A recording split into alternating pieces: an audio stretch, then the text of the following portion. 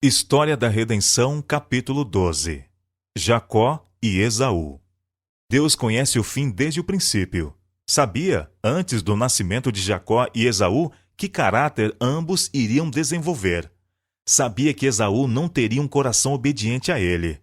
Respondeu à aflita oração de Rebeca e informou-a de que teria 2 filhos e que o mais velho serviria o mais novo. Apresentou-lhe a história futura dos 2 filhos, que eles seriam 2 nações, uma maior que a outra, e que o mais velho serviria o mais jovem. O primogênito era agraciado com vantagens peculiares e privilégios especiais, os quais não pertenciam a nenhum outro membro da família. Isaque amava a Esaú mais do que a Jacó, porque Esaú lhe providenciava a caça. Ele se agradava de seu espírito ousado e corajoso, manifestado na caça aos animais selvagens. Jacó era o filho favorito da mãe, porque sua disposição era meiga e mais susceptível de fazê-la feliz. Jacó aprendera de sua mãe o que Deus lhe tinha ensinado, que o mais velho devia servir o mais novo, e seu juvenil raciocínio levou a concluir que esta promessa não seria cumprida enquanto Esaú tivesse os privilégios conferidos ao primogênito. Quando Esaú voltou do campo, desfalecido pela fome, Jacó aproveitou a oportunidade para tornar a necessidade de Esaú a sua própria vantagem. Propôs alimentá-lo com um cozido se ele renunciasse a todos os títulos de sua primogenitura. Assim, Esaú vendeu sua primogenitura a Jacó. Esaú tomou 2 esposas idólatras, o que foi uma grande angústia para Isaque e Rebeca. Não obstante isto, Isaque amava Esaú mais do que Jacó. Quando imaginou que estava perto da morte, pediu a Esaú que lhe preparasse um guisado de caça, para que pudesse abençoá-lo antes de morrer. Esaú não contou ao pai que tinha vendido os direitos de nascimento para Jacó e confirmado isso com juramento. Rebeca ouviu as palavras de Isaque e relembrou as palavras do Senhor: o maior servirá ao menor. E sabia que Esaú tinha considerado levianamente sua primogenitura, vendendo-a a Jacó. Persuadiu Jacó a enganar seu pai, recebendo pela fraude as bênçãos paternas, as quais, pensava, não pudessem ser obtidas de outra maneira. Jacó, a princípio, não desejava praticar esse engano, mas, finalmente, consentiu com os planos de sua mãe. Rebeca tinha conhecido da parcialidade de Isaque para com Esaú, e estava convencida de que argumentos não mudariam seu propósito. Em vez de confiar em Deus, o ordenador dos eventos, manifestou falta de fé, persuadindo Jacó a ludibriar seu pai. Nisso, o procedimento de Jacó não foi aprovado por Deus. Rebeca e Jacó deviam ter esperado que Deus executasse seus propósitos à sua própria maneira e em seu próprio tempo, em vez de procurar cumprir os eventos preditos com a ajuda do engano. Se Esaú tivesse recebido a bênção de seu pai, que era conferida ao primogênito, sua prosperidade só poderia ter vindo de Deus. E ele tê-lo-ia abençoado com prosperidade ou atraído sobre ele adversidade, de acordo com seu procedimento. Se ele amasse e reverenciasse a Deus, como o justo Abel, poderia ser aceito e abençoado por Deus. Se, como o ímpio Caim, ele não tivesse respeito por Deus nem por seus mandamentos, mas seguisse sua própria conduta corrupta, não receberia a bênção de Deus e seria rejeitado, como foi Caim. Se a conduta de Jacó fosse justa, se amasse e temesse a Deus, seria abençoado por Deus, e a mão prosperadora de Deus seria com ele, ainda que não obtivesse a bênção e os privilégios geralmente concedidos aos primogênitos. Jacó no exílio. Rebeca arrependeu-se amargamente do conselho errado que havia dado a Jacó, pois isto significou sua separação dela para sempre. Ele foi compelido a fugir para salvar a vida da ira de Esaú, e sua mãe nunca mais voltou a ver-lhe o rosto. Isaque viveu muitos anos depois de ter abençoado a Jacó, e ficou convencido, pela conduta de Esaú e Jacó, que a bênção certamente pertencia a Jacó. Jacó não foi feliz em seus casamentos, embora suas esposas fossem irmãs. Ele formulou com Labão um contrato de casamento com sua filha Raquel, a quem amava. Depois de ter servido 7 anos por Raquel, Labão o enganou e lhe deu Lia. Quando Jacó compreendeu o engano que tinha sido praticado contra ele e que Lia tinha tido parte em enganá-lo, ele não pôde amá-la.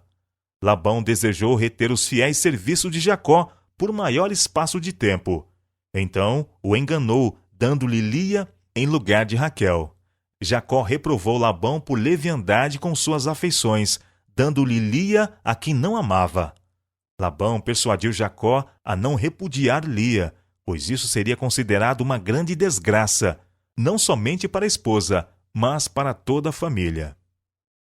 Jacó foi colocado numa posição muito difícil, mas decidiu ainda reter Lia e também casar com sua irmã.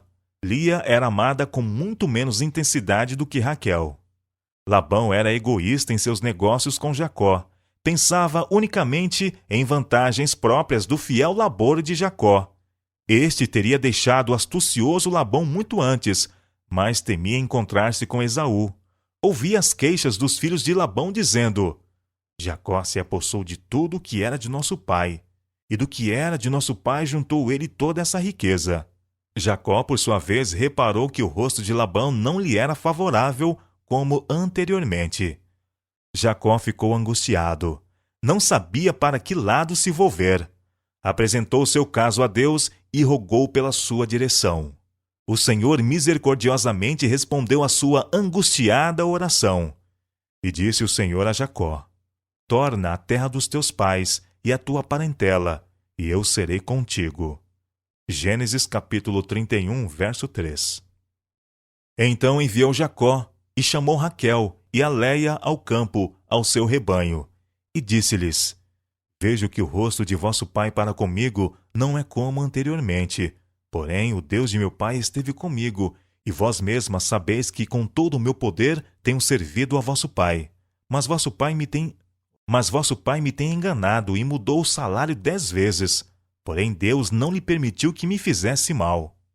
Gênesis capítulo 31, versos 4 a 7. Jacó relatou-lhes o sonho que Deus lhe dera, para deixar Labão e ir à sua parentela. Raquel e Lia expressaram seu descontentamento pelo procedimento de seu pai. Quando Jacó lhes relatou seus enganos e propôs deixarem Labão, Raquel e Lia disseram: Há ainda para nós parte ou herança na casa de nosso pai? Não nos considera ele como estrangeiras? Pois vendeu-nos e comeu todo o nosso dinheiro. Porque toda a riqueza que Deus tirou de nosso pai é nossa e de nossos filhos. Agora, pois, faze tudo o que Deus tem dito. O retorno a Canaã. Na ausência de Labão, Jacó tomou sua família e tudo quanto tinha, e deixou Labão. Depois de ter prosseguido viagem por 3 dias, Labão soube que ele o deixara e ficou muito irado. Seguiu após ele, determinado a fazê-lo voltar pela força. Porém, o Senhor teve pena de Jacó, e quando Labão estava para alcançá-lo, deu-lhe um sonho para não falar bem nem mal a Jacó. Isto é, não devia forçá-lo a voltar, nem estar com ele mediante incentivos lisonjeiros. Quando Labão encontrou Jacó, perguntou por que ele havia fugido ocultamente e levado suas filhas como cativas, tomadas pela espada.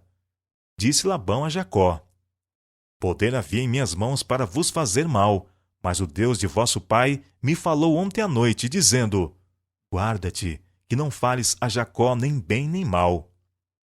Jacó então expôs a Labão o procedimento ambicioso que tinha seguido em relação a ele, e que tinha buscado somente sua vantagem pessoal. Apelou para Labão quanto à integridade de sua própria conduta para com ele, e disse: Não te trouxe eu o despedaçado?